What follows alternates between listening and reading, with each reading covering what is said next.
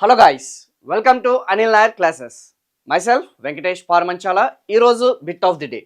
According to the census of India 2011, which of the following states had the highest difference in the literacy rate of men and women?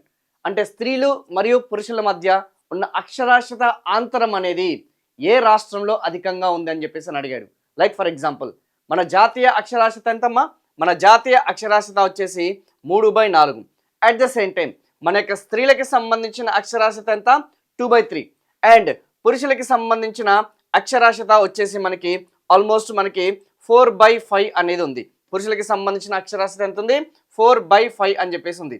అంటే almost మనకి ఈ యొక్క 64%, 82%, అంటే దాదాపు స్త్రీలు మరియు పురుషులకి సంబంధించిన ఆ యొక్క అక్షరాస్యత ఆంతరం అనేది ఆల్మోస్ట్ మనకి 18% వరకు ఉందన్న సంగతి స్పష్టంగా మనకి తెలుస్తుంది. అలా ఏ యొక్క రాష్ట్రానికి సంబంధించిన అక్షరాస్యత ఆంతరం అనేది అధికంగా ఉంది?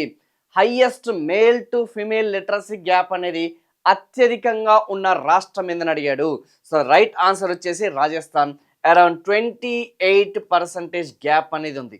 ఆ యొక్క literacy gap between male and female వచ్చేసి రాజస్థాన్లో ఉందన్న సంగతి గుర్తుపెట్టుకోండి.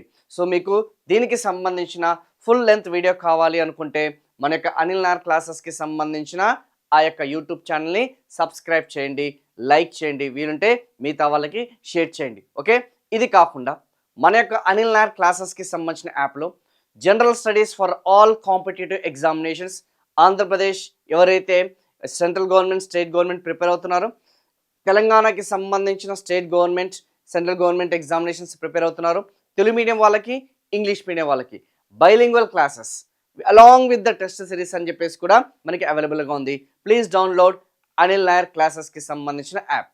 For more videos, for more content, please subscribe, please like and please share to your friends. Thank you so much.